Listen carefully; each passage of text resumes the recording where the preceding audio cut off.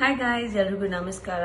I hope ಎಲ್ಲರೂ ಚೆನ್ನಾಗಿದ್ದೀರಾ, safe ಆಗಿದ್ದೀರಾ ಮನೆಯಲ್ಲಿ. ಇವತ್ತಿಂದ ಒಂದು 2 ವಾರಕ್ಕೆ 14 ದಿನ ಲಾಕ್ಡೌನ್ ಸ್ಟಾರ್ಟ್ ಆಗಿದೆ. ಸೊ ದಯವಿಟ್ಟು ಎಲ್ಲ ಪ್ರಿಕಾಷನ್ಸ್ ಫಾಲೋ ಮಾಡಿ, ಎಲ್ಲ ರೂಲ್ಸ್ ಫಾಲೋ ಮಾಡಿ, ಮನೆಯಲ್ಲಿರಿ, ಸೇಫ್ ಆಗಿರಿ. ಯಾಕಂದ್ರೆ ಈ ಟೈಮ್ ನಮ್ಮೆಲ್ರಿಗೂ ತುಂಬಾನೇ ಟೆಸ್ಟಿಂಗ್ ಟೈಮ್ಸ್ ಅಂತಾನು ಹೇಳ್ಬೋದು. ಅದ್ರ ಜೊತೆಗೆ ಕಷ್ಟ ಸಮಯನೂ ಹೇಳ್ಬೋದು, ಸಾಕಷ್ಟು ಸ್ಟ್ರಗಲ್ ಕೂಡ ಮಾಡ್ತಾ ಇದೀವಿ ಅಂತ ಹೇಳ್ಬೋದು. ಬಟ್ ಅದ್ರ ಜೊತೆಗೆ ನಾನು ಒಂದೇ ಒಂದು ಮಾತು ಹೇಳಕ್ ಇಷ್ಟಪಡ್ತೀನಿ, ಯಾವತ್ತು ಪಾಸಿಟಿವ್ ಆಗಿರಿ, ಸ್ಟ್ರಾಂಗ್ ಆಗಿರಿ.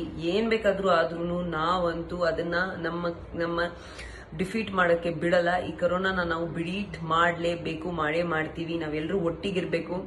ತುಂಬಾ ಖುಷಿ ಆಗತ್ತೆ ನೋಡಿದ್ರೆ ಒಬ್ರೊಬ್ರು ತುಂಬಾ ಕಡೆಯಿಂದ ಎಲ್ಲರೂ ಒಬ್ರೊಬ್ರನ್ನ ಸಪೋರ್ಟ್ ಮಾಡ್ತಾ ಇದಾರೆ. ಸ್ಟ್ರೆಂತ್ ಆಗಿ ಒಟ್ಟಿಗೆ ನಿಂತ್ಕೋತಾ ಇದಾರೆ. ಒಂದು ಸೊಸೈಟಿ ಆಗಿ, ಒಂದು ಕಂಟ್ರಿ ಆಗಿ, ಒಂದು ಸ್ಟೇಟ್ ಆಗಿ ಒಬ್ರೊಬ್ರನ್ನ ಹೆಲ್ಪ್ ಮಾಡಕ್ ಮುಂದೆ ಬರ್ತಾ ಇದಾರೆ. ತುಂಬಾ ಖುಷಿ ಆಗತ್ತೆ.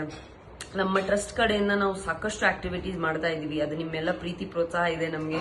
ದಟ್ ನಾವು ತುಂಬಾ ಒಳ್ಳೆ ರೀತಿಯಲ್ಲಿ ಯಾರ್ಯಾರಿಗೆ ಏನೇನ್ ಕಷ್ಟಗಳು ಬರ್ತಾ ಇದೆ ತುಂಬಾ ಒಳ್ಳೆ ರೀತಿಯಲ್ಲಿ ನಾವು ನಮ್ಮ ಕಡೆಯಿಂದ ಎಷ್ಟಾಗ್ತಾ ಇದೆ ಅಷ್ಟನ್ನ ಸಾಲ್ವ್ ಮಾಡ್ಕೊಂಡು ಅವ್ರಿಗೆ ಹೆಲ್ಪ್ ಮಾಡೋ, ಸಹಾಯ ಮಾಡೋ ಪ್ರಯತ್ನ ಪಡ್ತಾ ಇದೀವಿ. ಅದು ಆಗ್ತಾ ಇದೆ, ರೀಚ್ ಆಗ್ತಾ ಇದೆ. ಸೊ ಅದಕ್ಕೆ ತುಂಬಾ ಥ್ಯಾಂಕ್ಸ್. ನಮ್ಗೆ ಯಾರ್ಯಾರು ಇಷ್ಟು ಒಳ್ಳೆ ರೀತಿಯಲ್ಲಿ ಸಪೋರ್ಟ್ ಕೊಟ್ಟಿರೋದು ಅವ್ರಿಗೂ ಥ್ಯಾಂಕ್ಸ್. ಮತ್ತೆ ನಿಮ್ಗೆಲ್ರಿಗೂ ಇಷ್ಟು ಪೇಷಂಟ್ ಆಗಿ ನಮ್ಮನ್ನ ನಂಬ್ಕೊಂಡು ನಮ್ಗೆ ಅಪ್ರೋಚ್ ಮಾಡ್ತಾ ಇದ್ದೀರಾ, ನಿಮ್ ಕಷ್ಟ ಹಂಚ್ಕೋತಾ ಇದ್ದೀರಾ, ಅದಕ್ಕೂ ತುಂಬಾ ಖುಷಿ ಆಗತ್ತೆ. ನೀವು ದಯವಿಟ್ಟು ಧೈರ್ಯವಾಗಿರಿ. 14 ದಿನ ಆದ್ಮೇಲೆ ಖಂಡಿತ ನಾವೆಲ್ಲರೂ ಕೊರೋನಾ ಬೀಟ್ ಮಾಡೇ ಮಾಡ್ತೀವಿ. ಒಂದು ವೈರಸ್ ನಮ್ಮ ಬಾಡಿಯಲ್ಲಿ ಇರ್ಬೇಕಂದ್ರೆ 14 ಡೇಸ್ ಆದ್ಮೇಲೆ ಇರಲ್ಲ. ಅದು ಸ್ಟ್ರಾಂಗ್ ಆಗಿ ಗಟ್ಟಿಯಾಗಿ ನೀವು ಫೈಟ್ ಮಾಡಿದ್ರೆ ಮಾತ್ರ ಅದು ಸಾಧ್ಯ. ಸೊ ನಿಮ್ಮ ಮೈಂಡ್ ಅಲ್ಲಿ, ನಿಮ್ಮ ಬಾಡಿಯಲ್ಲಿ ನೀವು ಅನ್ಕೊಂಡ್ಬೇಕು, ಮನ್ಸಲ್ಲಿ ಅನ್ಕೋಬೇಕು, ನಾವು ಗೆದ್ತೀವಿ. ನಮಗೆ ಯಾವುದು ಪ್ರಾಬ್ಲಮ್ ಆಗ್ಲಿ, ಯಾವುದು ಡಿಸೀಸ್ ಆಗ್ಲಿ, ಏನಾದ್ರೂ ವೈರಸ್ ಆಗ್ಲಿ, ಏನ್ ಬಂದ್ರು ಏನ್ ಪರವಾಗಿಲ್ಲ, ನಾವು ಸ್ಟ್ರಾಂಗ್ ಆಗಿ ನಿಂತ್ಕೊಂಡು ಅದನ್ನ ಫೈಟ್ ಮಾಡ್ತೀವಿ ಅಂತ ಒಂದು ಒಳಗಡೆಯಿಂದ ನಿಮ್ಗೆ ಸ್ಟ್ರೆಂತ್ ಬರಲೇಬೇಕು. ನೀವೇ ಅದನ್ನ ಮಾಡಬೇಕು. ನಿಮ್ಮ ಅಕ್ಕಪಕ್ಕ ಇರೋರ್ನ ನೀವು ಧೈರ್ಯ ಹೇಳ್ಕೊಡ್ಬೇಕು. So do that. So guys, ಈ ವಿಡಿಯೋ ಮಾಡಿದ್ರು ತುಂಬಾ ಒಂದು ಇಂಪಾರ್ಟೆಂಟ್ ವಿಷಯಗಳಿದೆ. ಕೆಲವೊಂದು ಇನ್ಫಾರ್ಮೇಶನ್ ನಾನು ನಿಮ್ಮ ಹತ್ರ ಶೇರ್ ಮಾಡಕ್ ಇಷ್ಟಪಡ್ತೀನಿ. ಅಂಡ್ ಈ ಒಂದು ಇನ್ಫಾರ್ಮೇಶನ್ ನಾನು ಹಾಕಿರ್ತೀನಿ, ಈ ವಿಡಿಯೋ ಕೆಳಗಡೆ ಕೂಡ ನಾನು ಇನ್ಫಾರ್ಮೇಶನ್ ಹಾಕಿರ್ತೀನಿ. ಈ ಇನ್ಫಾರ್ಮೇಶನ್ ನೀವು ಯೂಸ್ ಮಾಡಿ. ಅಂಡ್ ಇದರಿಂದ ತುಂಬಾ ಹೆಲ್ಪ್ ಆಗುತ್ತೆ ನಿಮ್ಗೆ. ಐ ಆಮ್ ಶೋರ್ ದಟ್ ಸಾಕಷ್ಟು ಕಡೆ ಆಲ್ರೆಡಿ ಮಾತಾಡ್ತಾ ಇದ್ದಾರೆ ಅದ್ರ ಬಗ್ಗೆ. ಬಟ್ ಆದ್ರೂ ನನ್ನ ಕಡೆಯಿಂದ ಪರ್ಸನಲ್ ಆಗಿ ನಿಮ್ಮೆಲ್ಲರಿಗೂ ಒಂದು ವಿಡಿಯೋ ಮೂಲಕ ಕೆಲವೊಂದು ಇನ್ಫಾರ್ಮೇಶನ್ ಶೇರ್ ಮಾಡಕ್ ಇಷ್ಟಪಡ್ತೀನಿ. ಅದ್ ಮಾಡ್ತಾ ಇದ್ದೀನಿ. ಸೊ ಗೈಸ್, ನಮ್ಗೆ ಗೊತ್ತಾಗಿದೆ ದಟ್ ಇವತ್ತಿಂದ ವ್ಯಾಕ್ಸಿನೇಷನ್ ಸ್ಟಾರ್ಟ್ ಆಗಿದೆ. 18 years to 44 yearsಗೆ ವ್ಯಾಕ್ಸಿನೇಷನ್ ಕೊಡ್ತಾ ಇದಾರೆ ಎಲ್ಲ ಕಡೆ. ಸೊ ವ್ಯಾಕ್ಸಿನೇಷನ್ ಸ್ಟಾರ್ಟ್ ಆಗಿದೆ. ಸೊ ನಾನೊಂದು ಸ್ವಲ್ಪ ಇನ್ಫಾರ್ಮೇಶನ್ ಕಲೆಕ್ಟ್ ಮಾಡಿದ್ದೀನಿ. I am not a doctor, ನಾನು ಯಾವ್ದು ಎಕ್ಸ್ಪರ್ಟೀಸ್ ಇಲ್ಲ. ಬಟ್ ನನಗೆ ಬಂದಿರೋದು ಇನ್ಫಾರ್ಮೇಶನ್ ಪ್ರಕಾರ ನಾನು ನಿಮ್ ಜೊತೆ ಹಂಚಕ್ ಪ್ರಯತ್ನ ಪಡ್ತಾ ಇದ್ದೀನಿ. ಯಾಕಂದ್ರೆ ನನ್ನ ಪ್ರಕಾರ ನಾವು ಒಬ್ರೊಬ್ರಿಗೋಸ್ಕರ ನಿಂತ್ಕೋಬೇಕು. ಸೊ ಇನ್ಫಾರ್ಮೇಶನ್ ನೀವು ತುಂಬಾ ಒಳ್ಳೆ ರೀತಿಯಲ್ಲಿ ಯೂಸ್ ಮಾಡ್ಕೋಬಹುದು.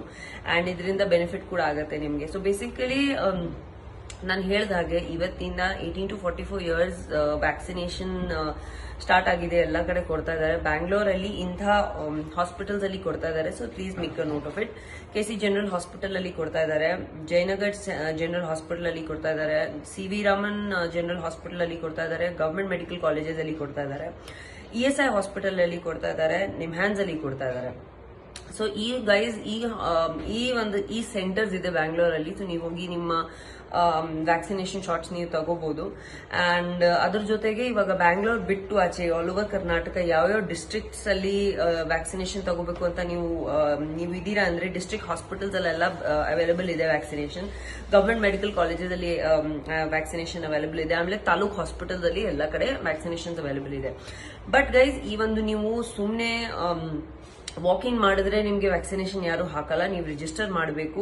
ನನ್ನ ನಂಬರ್ಸ್ ಮತ್ತೆ ಡೀಟೇಲ್ಸ್ ಹಾಕಿರ್ತೀನಿ ಕೆಳಗಡೆ. ಕೋವಿನ್ ಅಂತ ಪೋರ್ಟಲ್ ಇದೆ, ಅದರಲ್ಲಿ ರಿಜಿಸ್ಟರ್ ಮಾಡಿ. ಅದನ್ನ ರಿಜಿಸ್ಟರ್ ಮಾಡಿದ್ರೆ ಮಾತ್ರ ನಿಮ್ಗೆ ವ್ಯಾಕ್ಸಿನೇಷನ್ ಸಿಗೋಕೆ ಒಂದು ಆಪರ್ಚುನಿಟಿ ಸಿಗತ್ತೆ. ವಾಕ್ ಇನ್ ಮಾಡಿದ್ರೆ ಸುಮ್ನೆ ಡೈರೆಕ್ಟ್ ಆಗಿ ಹೋಗಿ ಕೇಳಿದ್ರೆ ಯಾರು ನಿಮ್ಗೆ ಎಂಟರ್ಟೈನ್ ಮಾಡಲ್ಲ. ಸೊ ಪ್ಲೀಸ್ ಅದನ್ನ ಗಮನಕ್ಕೆ ಇಟ್ಕೊಳ್ಳಿ. ಅಂಡ್ ಕೇರ್ಫುಲ್ ಆಗಿ ಪ್ರಾಪರ್ ವೇ ಅಲ್ಲಿ ಪ್ರೋಟೋಕಾಲ್ ಪ್ರಕಾರ ಈ ಸ್ಟೆಪ್ಸ್ ನ ಫಾಲೋ ಮಾಡಿ. ಸೊ ದಟ್ ಒಂದು ಕ್ಲೀನ್ ವೇ ಅಲ್ಲಿ, ಒಂದು ನಾರ್ಮಲ್ ವೇ ಅಲ್ಲಿ ನಾವೆಲ್ಲರೂ ವ್ಯಾಕ್ಸಿನೇಷನ್ ಹಾಕೋಬಹುದು. ಸೊ ಇದು ಲಿಸ್ಟ್ ಇದೆ ಫಾರ್ ಆಲ್ ದ ಹಾಸ್ಪಿಟಲ್ಸ್. ಇವಾಗ ವ್ಯಾಕ್ಸಿನೇಷನ್ ಬಗ್ಗೆ ಒಂದು ಸ್ವಲ್ಪ ನಾನು ಮಾತಾಡಕ್ಕೆ ಇಷ್ಟಪಡ್ತೀನಿ ನಿಮ್ ಜೊತೆ. ಏನಂದ್ರೆ ವ್ಯಾಕ್ಸಿನೇಷನ್ 2 doses ತಗೋಬೇಕು ನೀವು. ಸಾಕಷ್ಟು ಕನ್ಫ್ಯೂಷನ್ಸ್ ಇದೆ, ಸಾಕಷ್ಟು ನ್ಯೂಸ್ ಇದೆ, ಸಾಕಷ್ಟು ಇನ್ಫಾರ್ಮೇಶನ್ ಇದೆ ಎಲ್ಲ ಕಡೆ about vaccination. I am sure that ನೀವು ಆಲ್ರೆಡಿ ಚೆಕ್ ಮಾಡಿರ್ತೀರಾ. ಬಟ್ ನನ್ನ ಕಡೆಯಿಂದ ನನ್ನ ಕರ್ತವ್ಯ ಇದೆ that I should share a few information. ಅದಕ್ಕೆ ಅದು ಮಾಡ್ತಾ ಇದ್ದೀನಿ. ಸೊ ಬೇಸಿಕಲಿ ನೀವು 2 ಶಾಟ್ಸ್ ತಗೋಬೇಕು. ಫಸ್ಟ್ ವ್ಯಾಕ್ಸಿನೇಷನ್ ಶಾಟ್ ಹಾಕೊಂಡ್ರೆ ನೀವು ಫಸ್ಟ್ ವ್ಯಾಕ್ಸಿನೇಷನ್ ಶಾಟ್ಗೂ ಸೆಕೆಂಡ್ ವ್ಯಾಕ್ಸಿನೇಷನ್ ಶಾಟ್ಗೂ 4 weeks ಡಿಫ್ರೆನ್ಸ್ ಇರಬೇಕು. 2 ಶಾಟ್ ಹಾಕ್ಬೇಕು ನೀವು. ಫಸ್ಟ್ ವ್ಯಾಕ್ಸಿನೇಷನ್ ಶಾಟ್ ನೀವು ಹಾಕೊಂಡ್ರೆ it is going to be ಯಾವತ್ತಾನು whenever you get an opportunity at the earliest ನೀವು ಹಾಕೊಳ್ಳಿ. ಅದ್ರ ಜೊತೆಗೆ ನಿಮ್ಗೆ 2 ದಿನ ಕೆಲವೊಂದು ಸಿಂಪ್ಟಮ್ಸ್ ಇರುತ್ತೆ, ತುಂಬಾ ಮೈಲ್ಡ್ ಇಂದ ಮಾಡರೇಟ್ ಸಿಂಪ್ಟಮ್ಸ್ ಇರುತ್ತೆ ಅಂಡ್ ತುಂಬಾ 1-2 ದಿನ ಮಾತ್ರ ಅದಿರುತ್ತೆ. ಸೊ ಅದ್ರ ಬಗ್ಗೆ ನೀವು ಟೆನ್ಷನ್ ಮಾಡಬೇಡಿ, ಮತ್ತೆ ತಲೆಗೂ ಹಾಕ್ಬೇಡಿ. ನೋಡಿ, ಸಾವಿರಾರು ಥಿಂಗ್ಸ್ ಹೇಳ್ತಾರೆ. ನಿಮಗೆ ಎಕ್ಸ್ಪರ್ಟೀಸ್ ಇದಾರೆ, ಡಾಕ್ಟರ್ಸ್ ಇದಾರೆ, ಕನ್ಸಲ್ಟೇಷನ್ಸ್ ಇದಾರೆ. ನಿಮ್ಗೆ ಕನ್ಫ್ಯೂಷನ್ ಆದ್ರೆ ಈ ನಂಬರ್ಸ್ ಗಳಿಗೆ ಫೋನ್ ಮಾಡಿ ಅವ್ರ ಹತ್ರ ಹೆಲ್ಪ್ ಕೇಳಿ, ಅವ್ರಿಗೆ ಅಡ್ವೈಸ್ ಕೇಳಿ. ತುಂಬಾ ಹೆಲ್ಪ್ ಮಾಡಕ್ಕೆ ಎಲ್ಲರೂ ರೆಡಿ ಇದಾರೆ, ಆಮೇಲೆ ಮಾಡ್ತಾ ಕೂಡ ಇದಾರೆ. So please don't worry, vaccination ಹಾಕೊಂಡ್ರೆ ತುಂಬಾ ಒಳ್ಳೇದು. ವ್ಯಾಕ್ಸಿನೇಷನ್ ಏನು ಅಂದ್ರೆ, ಇವಾಗ ನೀವು ಒಂದು ವ್ಯಾಕ್ಸಿನೇಷನ್ ತಗೋತೀರಾ ಅಂದ್ರೆ ನಮ್ಮ ಇಮ್ಯುನಿಟಿ ಸಿಸ್ಟಮ್ ಒಳಗಡೆ ಆಂಟಿಬಾಡೀಸ್ ಕ್ರಿಯೇಟ್ ಮಾಡುತ್ತೆ ಯಾವ್ದು ವೈರಸ್ ನ ಕಿಲ್ ಮಾಡಕ್ಕೆ. ಸೊ ಅದು ತುಂಬಾನೇ ಇಂಪಾರ್ಟೆಂಟ್ ಇದೆ. ನಮ್ ನ್ಯಾಚುರಲಿ ಕೂಡ ಆಂಟಿಬಾಡೀಸ್ ಇರುತ್ತೆ ಬಾಡಿಯಲ್ಲಿ, ಬಟ್ ಕೆಲವೊಂದು ವೈರಸ್, ಇಂಥ ಒಂದು ಸಿವಿಯರ್ ವೈರಸ್ ಯಾವ್ದಾದ್ರು ಬಂದಾಗ ಅಥವಾ ಅಕ್ಕಪಕ್ಕದಲ್ಲಿ ಇದ್ದಾಗ ವ್ಯಾಕ್ಸಿನೇಷನ್ ಮೂಲಕ ಏನಾಗುತ್ತೆ, ಅದೇ ರೀತಿಯಲ್ಲಿ ಆ ವೈರಸ್ ನ ಕಿಲ್ ಮಾಡೋ ಆಂಟಿಬಾಡೀಸ್ ಒಳಗಡೆ ಬಾಡಿ ಕ್ರಿಯೇಟ್ ಆಗುತ್ತೆ. So it will be really, so ನಮ್ಗೆ ತುಂಬಾ ಒಳ್ಳೇದು. ಅಂಡ್ ವ್ಯಾಕ್ಸಿನೇಷನ್ ತಗೊಂಡ್ರೆ 2 ದಿನ ನಾನು ಏನ್ ಸಿಂಪ್ಟಮ್ಸ್ ಹೇಳಿದೆ ಅದು ನಾರ್ಮಲ್ ಆಗಿ ಬಂದೇ ಬರುತ್ತೆ. ಜ್ವರ ಬರುತ್ತೆ, ನಿಮ್ಗೆ ಒಂದು ಚಳಿ ಆಗ್ದಂಗ ಆಗತ್ತೆ, ಆಮೇಲೆ ತಲೆನೋವು ಬರುತ್ತೆ, ಅದ್ರ ಜೊತೆಗೆ ನಿಮ್ಗೆ ಸುಸ್ತು ಆಗತ್ತೆ 1-2 ದಿನ. ಅದ್ರ ಜೊತೆ ಮಸಲ್ ಪೇನು ಆಗ್ಬೋದು. ಈ ಒಂದು ಸಿಂಪ್ಟಮ್ಸ್ ನಾನು ಏನ್ ಹೇಳ್ತಾ ಇದ್ರಿ, ಕೆಲವರ್ಗ್ ಆಗತ್ತೆ, ಕೆಲವರ್ಗ್ ಆಗಲ್ಲ. ಲೈಕ್ ಫಾರ್ ಎಕ್ಸಾಂಪಲ್, ನನ್ನ ಅಪ್ಪ ಅಮ್ಮ ವ್ಯಾಕ್ಸಿನೇಷನ್ ತಗೊಂಡಾಗ ಅವರಿಬ್ರಿಗೂ 1 ದಿನ ತಲೆನೋವು ಇತ್ತು ಅಂಡ್ ಅದೇ ದಿನ ಫೀವರು ಇತ್ತು. ಸೊ ಫುಲ್ ದಿನ ರೆಸ್ಟ್ ಮಾಡಿದ್ರು. ನನಗೆ ಓನ್ಲಿ ತುಂಬಾ ಹೆವಿಯಲ್ಲಿ, ಯಾಕಂದ್ರೆ ನನ್ನ ಸೈನಸ್ ಇರೋದ್ರಿಂದ ನನಗೆ ತಲೆಯಲ್ಲಿ ತುಂಬಾ ನೋವಿತ್ತು for 2 days and fever, slight fever ಇತ್ತು ನನಗೆ. ಆನ್ ದ ಫಸ್ಟ್ ಡೇ ನಾನು ತಗೋಬೇಕಾದ್ರೆ, ನಾನು ಯಾವಾಗ ತಗೊಂಡಿದ್ದೆ ವ್ಯಾಕ್ಸಿನ್ ಅವತ್ತು ನೈಟ್ ನನಗೆ ಫೀವರ್ ಇತ್ತು. 650 ತಗೋಬೇಕು ಒಂದು ಫೀವರ್ ಆದ್ರೆ, ಅಂಡ್ ಇಟ್ ವಿಲ್ ಗೋ. ಅದು ಮತ್ತೆ ಡೈರಿಯಾನು ಆಗ್ಬಹುದು ಒಂದು ಸ್ವಲ್ಪ. ಬಟ್ ಈ ಸಿಂಪ್ಟಮ್ಸ್ ಏನಿದೆ, ಬೇಸಿಕ್ ಸಿಂಪ್ಟಮ್ಸ್, ಅದು 2 ದಿನಕ್ಕಿಂತ ಜಾಸ್ತಿ ಏನಿರಲ್ಲ. ನೀವು ಟೆನ್ಷನ್ ಮಾಡ್ಕೋಬಾರ್ದು. ನೀವು ನಿಮ್ಮ ಫ್ಯಾಮಿಲಿ ಡಾಕ್ಟರ್ಸ್ ಹತ್ರ ಅಥವಾ ನಿಮ್ಮ ಗೊತ್ತಿರೋರು ಡಾಕ್ಟರ್ಸ್ ಹತ್ರನೂ ಅದನ್ನ ಕೇಳ್ಬೋದು ನೀವು ಬೇಕಾದ್ರೆ. ಅಂಡ್ ಇವಾಗ ಟೈಮ್ ಫ್ರೇಮ್ ಬಗ್ಗೆ ಹೇಳಕ್ ಇಷ್ಟಪಡ್ತೀನಿ. ಸೊ ಇವಾಗ ನೀವು ಅಕಸ್ಮಾತ್ ನೀವು ಇವತ್ತು ವ್ಯಾಕ್ಸಿನೇಷನ್ ತಗೋತಾ ಇದ್ದೀರಾ ಅಂದ್ರೆ 2 weeks ಬಿಟ್ಟು ನಮ್ಮ ಬಾಡಿಯಲ್ಲಿ ಅದು ಆಂಟಿಬಾಡೀಸ್ ಕ್ರಿಯೇಟ್ ಮಾಡೋಕೆ ಸ್ಟಾರ್ಟ್ ಆಗುತ್ತೆ ಬಾಡಿ ಒಳಗಡೆ, ಇಮ್ಯೂನ್ ಸಿಸ್ಟಮ್ ಒಳಗಡೆ. ಸೊ ನಾವು ತುಂಬಾ ಕೇರ್ಫುಲ್ ಆಗಿರ್ಬೇಕು. ಈ ಒಂದು ಫುಲ್ ಕೋರ್ಸ್ ಕಂಪ್ಲೀಟ್ ಮಾಡಿ ನಾವು ಆರಾಮಾಗಿ ನಮ್ಮ ಕೆಲಸಗಳು ಮಾಡಕ್ ಸ್ಟಾರ್ಟ್ ಮಾಡಬಹುದು, depending on what the situation is. Lockdown situation ಆಗಲಿ, ರೆಸ್ಟ್ರಿಕ್ಷನ್ಸ್ ಆಗಲಿ, but it will be much better. And ನಾವು ನಮ್ಮ ಸೆಲ್ಫ್ ಕೇರ್ ತಗೋಬೇಕು ಅಂದ್ರೆ ನಾವು ಈ 2 ಶಾರ್ಟ್ಸ್ ತಗೊಳ್ಳೇಬೇಕು.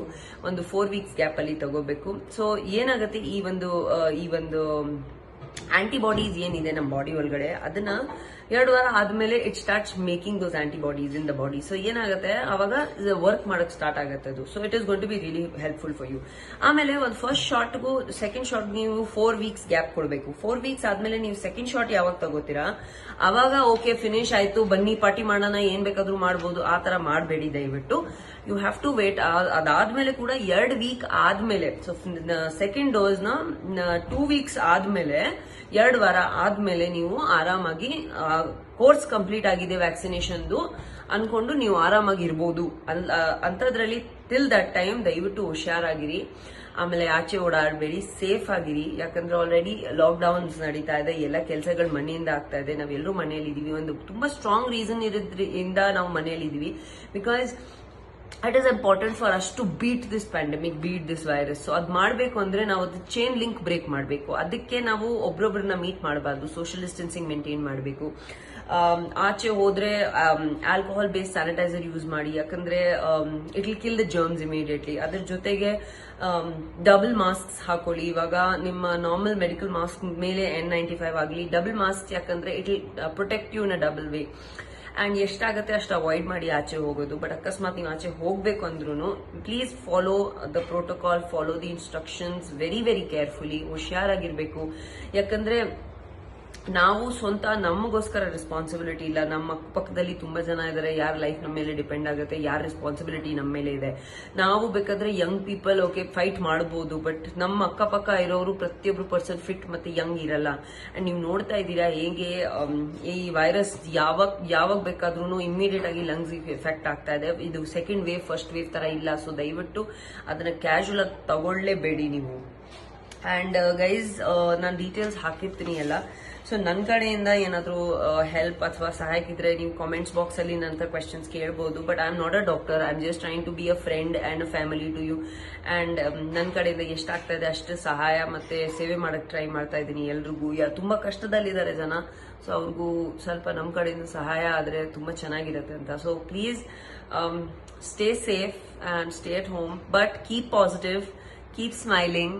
ಅಂಡ್ ಮನೆಯಲ್ಲಿ ಸಾಕಷ್ಟು ಇದೆ ಮಾಡಕ್ಕೆ ಕೆಲಸಗಳು, ಅದ್ ಮಾಡಿ.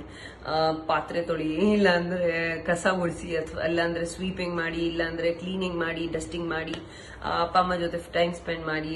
ಈ ಟೈಮ್ ನಮ್ಮ ನಿಯರ್ ಅಂಡ್ ಡಿಯರ್ ಒನ್ಸ್ ಜೊತೆ ಸ್ಪೆಂಡ್ ಮಾಡೋಕೆ ತುಂಬಾ ಒಳ್ಳೆ ಟೈಮ್. ನೀವು ನೋಡ್ತಾ ಇದ್ದೀರಾ ಯಾವ ರೀತಿಯಲ್ಲಿ ಎಲ್ಲ ಕಡೆ ಜನ ಪ್ರಾಣ ಕಳ್ಕೊತಾ ಇದಾರೆ, ಗೊತ್ತಾಗ್ತಾ ಇಲ್ಲ. ತುಂಬಾ ಹತ್ರ ಇರೋರು ಕೂಡ ಯಾವಾಗ ಹೋಗ್ತಾರೆ, ಏನಾಗುತ್ತೆ, ಯಾರಿಗೆ ಏನಾಗುತ್ತೆ ಅದು ಗೊತ್ತಾಗಲ್ಲ. ಅದನ್ನ ಫೈಟ್ ಮಾಡಿ ಬ್ರೇಕ್ ಮಾಡಬೇಕು ಅಂದ್ರೆ ನಾವು ತುಂಬಾ ಕೇರ್ಫುಲ್ ಆಗಿರ್ಬೇಕು.